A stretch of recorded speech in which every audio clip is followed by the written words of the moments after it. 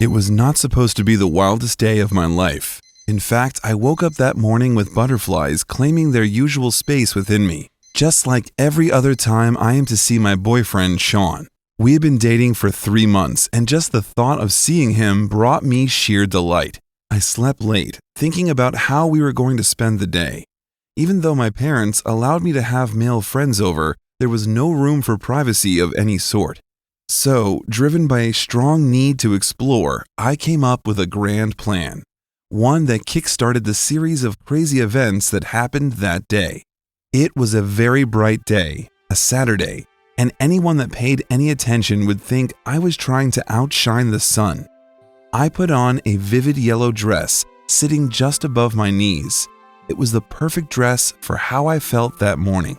At 11 o'clock in the morning, Sean arrived at our doorstep looking cool in a gray t-shirt and denim trousers.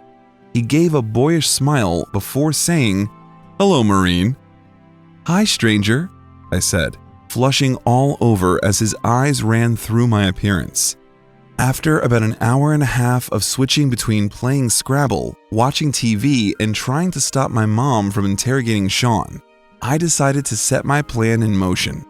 I told my mom I wanted to see him off, but I would stop at a friend's place for a few minutes while coming back.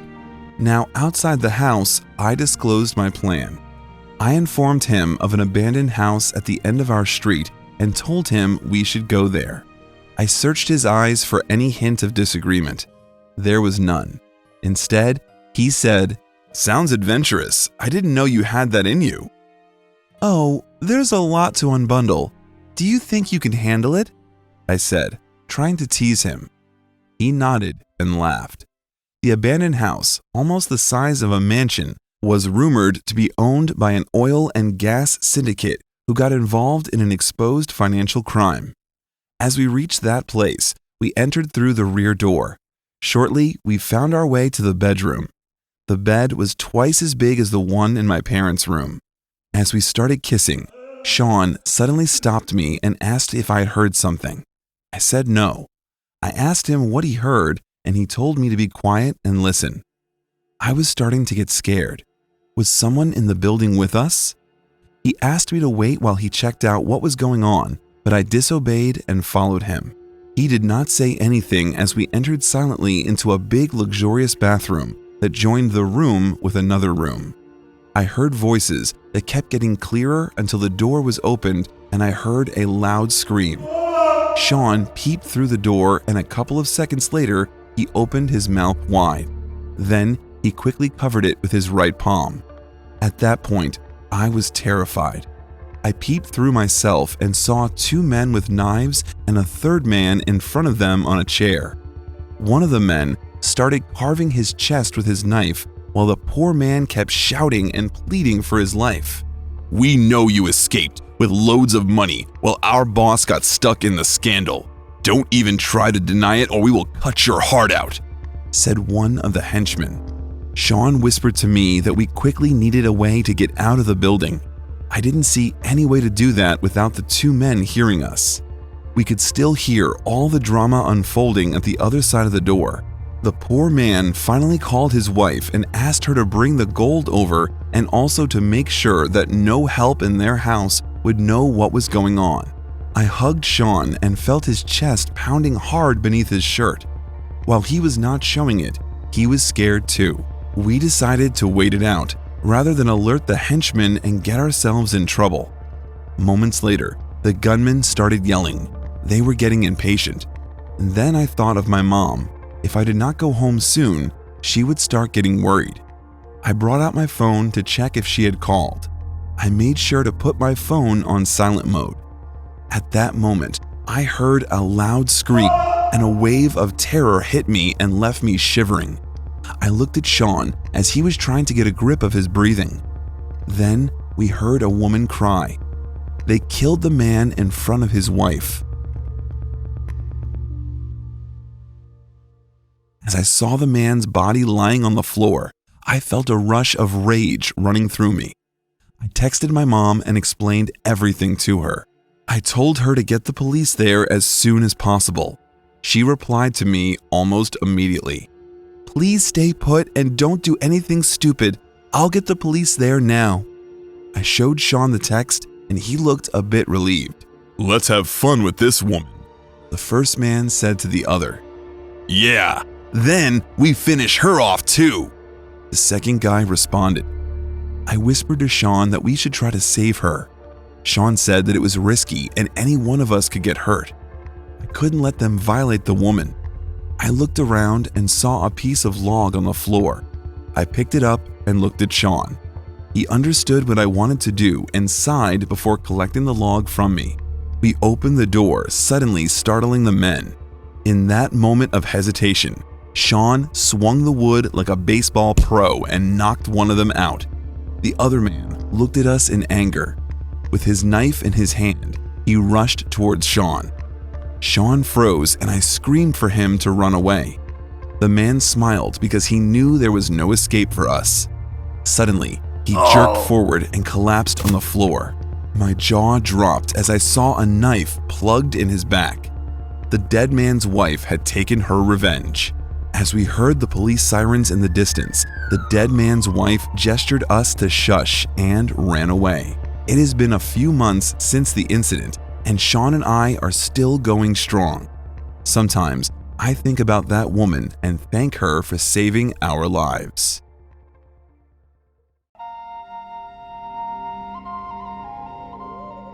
We all know that feeling when you miss home.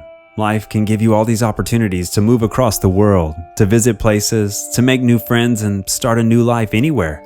But the truth is, well, you always miss your home, the place you grew up in, the home in which you dreamt your best dreams and in which you looked into the mirror and saw yourself as a superhero. The place where you fell and your dad quickly came to pick you up and comfort you. Yes, all these memories started to come back to me. My name is Ryan and I've been living in a big city for around 7 years now. I moved here due to my job. I was hired right out of college, and since then, I've been handling large accounts and offered financial advice to wealthy businessmen and companies. But as the time went on, I felt like I needed to disconnect. I needed to take a step back and maybe take a break from this corporate lifestyle.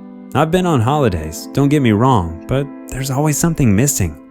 Each time I would close my eyes so I could relax, and the image of my childhood just came to mind. That's it. I have to go back there and see the place. I kept thinking about it, so it must be the right thing to do, I said to myself while looking at the ceiling from my couch. I didn't visit my childhood home because, well, my parents passed away there. They were both sick, and after it all happened, I just sold the place. I don't know why I did it. Maybe just because it had so many memories and I wanted the pain to go away. So I haven't been there in a long time. I wonder if they still kept the garden gnome, I asked myself while still being on the couch. The next day, I hopped into my car and I started driving.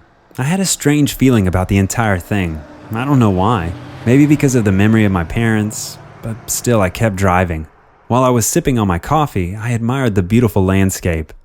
I was outside the busy city. I was nowhere near tall skyscrapers and the chaos a large metropolis produces. Everything was quiet. I was in a countryside and I couldn't feel anything but relaxation. Finally, I said to myself while I entered my hometown. Everything looked, well, sad. I didn't remember it like this. It was like somebody put a filter on the entire town. Not only that, but it seemed like everyone was inside. There were no kids playing around. There wasn't anyone walking their dog. It seemed deserted. After a couple of minutes, I reached my home. Is this it? I said out loud while I stopped the car in front of a house, which seemed to be the one I grew up in. At the same time, it seemed different. It looked in pretty bad shape. What the heck happened to this place? I once again said, but this time, while I got out of the car. I took a moment and I looked from afar. I couldn't believe that my once beautiful and colorful home would be in this kind of shape. After a deep breath, I started walking towards it.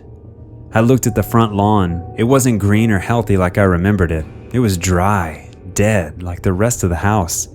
I continued walking and I reached the front door. I tried to check if anyone was there, but there wasn't any noise coming from the inside. So I knocked and then again. Come on, I said before knocking a second time. No one answered me, so I just decided to take matters into my own hands and I opened the door. I slowly turned the doorknob. The door squeaked as I pushed it. I took a few steps and I looked for the light switch. I quickly found it as I remembered it, but, well, it didn't work. I flipped it and nothing happened. So I went towards the windows so I could draw the shades. This place needed some light. But as I did that, I immediately regretted it. "Who's living here?" I said while looking around, shocked. I saw packets all over the floor. I don't know what was in them, but they looked pretty strange. They were wrapped tightly in some transparent foil. Also, besides the packets, I saw different containers of various shapes and sizes. I decided to investigate and see what was really going on, so I went outside the house. As I went into the backyard, I saw that the door was basically hanging on from a single hinge. "This place really went downhill. It's nothing like I remember it," I said before turning around and paying close attention to the other houses in the area. They looked in really bad shape also. They looked abandoned, and the once beautiful and full of life neighborhood in which I grew up in now was a ruin. All of a sudden, the sound of footsteps startled me. I turned around and took a few steps back. "Stop walking on my grave," a man started shouting as he was walking towards me. As I was walking back, I stumbled upon a rock and I fell to the ground. The man came closer. He had his face covered in blood. His clothes were so ripped and old that they barely hung on him. He looked, well, half dead. "Stop walking on my grave," he continued to shout as he was getting closer and closer. I snapped out of it, got up, and I put my hands in front of my body. "Stop! What are you talking about?" I asked him, but before he answered me, he reached towards his back and he got out an axe. "You don't want to do this," I tried to reason with him, but the man started running towards me, swinging the axe like a madman. Fearing for my life, I ran to my car. I put my keys in it, but it didn't start. In no time, the half-dead man reached my window and started swinging his axe once more. He was hitting my windows as I was trying to start the car. "Stop it! Go away!" I shouted while the man kept saying something about his grave. Finally, the car started, and without wasting any time, and even without looking in my mirrors, I just pressed the pedal and managed to get out of there. I succeeded in escaping, but my heart was beating at 100 miles an hour. I stayed far away from that town for a couple of days, but I still wanted to know what happened. I refused to believe that it was something supernatural or anything of that sort. I managed to call the police department and tell them about what happened to me. And then a guy with an axe came running towards me, I explained. "Yes, sir. The truth is that place became a den, a house. That person with an axe must be one of the addicts. It's their way of scaring people away so they won't be disturbed," the police officer told me. My home, the place I grew up in, it became a den. After I got the news, I just stood there for almost half an hour, being melancholic and just thinking about the past.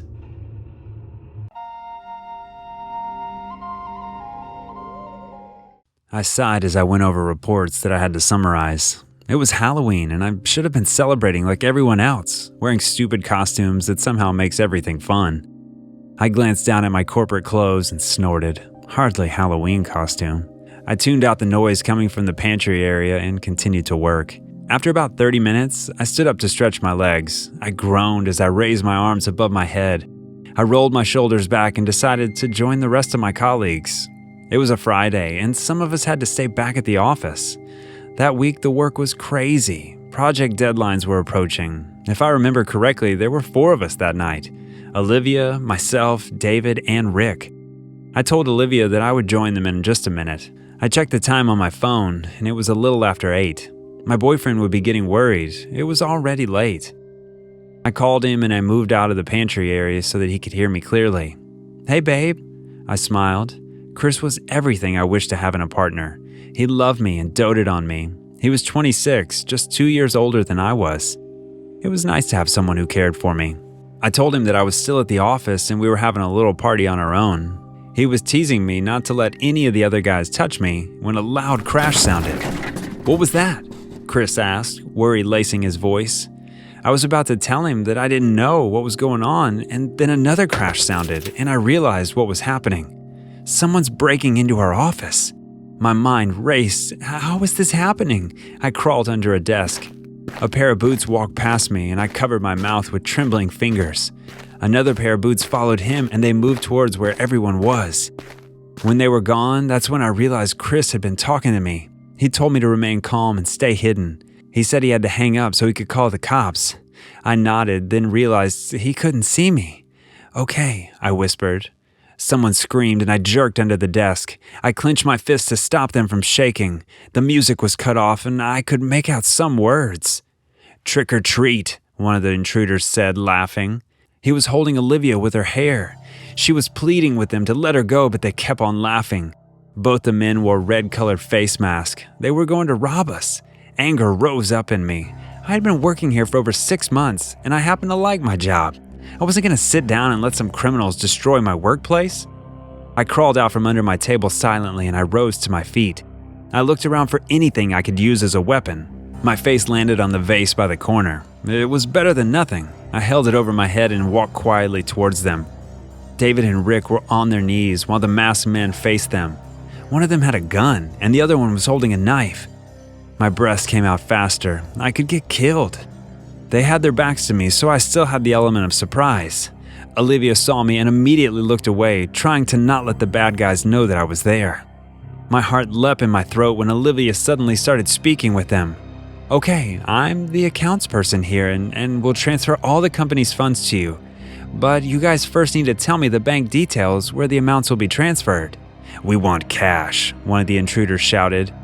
"Sorry, sir, we're not a bank. We don't have cash here." A diversion. She was trying to create a diversion so I could get close to them. With their attention focused on her, they didn't notice when I crept up behind them. My coworkers saw me approaching with the vase held above my head and quickly diverted their eyes. I crashed the vase on one of the masked men's head quickly. He fell down unconscious. His gun clattered on the floor. The others turned to me and jumped towards me. There was rage in his eyes. He wanted to stab me, but somehow I managed to evade him. David and Rick didn't waste any time and tackled the guy to the floor. Rick punched him hard and knocked him out as well. Then there was silence. While we were still trembling, we all looked at each other with victorious smiles. Little did we know what was about to happen. As we patiently waited for the police to arrive, the guy I knocked out stood up. He moved back a little and cursed, swinging his gun to keep everyone away. He looked at his friend on the floor. As we heard police sirens, the guy's face tightened with fury. He realized there was no escape for him. He looked at me with a scowl. He moved the gun to me and he fired. I couldn't even move my fingers as I went down. I was still alive, but my shoulder hurt like hell. I saw him move over me and point the gun at my head. I swallowed. I was going to die. I braced myself and I gasped when suddenly he fell down. A cop had brought him down. An ambulance was called for me and I was carried to the back when I heard Chris. "Samantha!" "Chris!" I sobbed as he came over to me. His hands ran over me, asking why I didn't listen to him and stayed put. I held his hand with my good hand as he rode beside me in the ambulance. I was the only one with a major injury. The doctor told me to stay off work for about a month and my hand was put in a cast.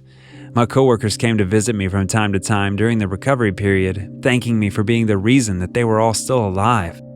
Chris hardly let me do anything for myself as he made sure I got better. I resumed work after a month and I never stayed late again.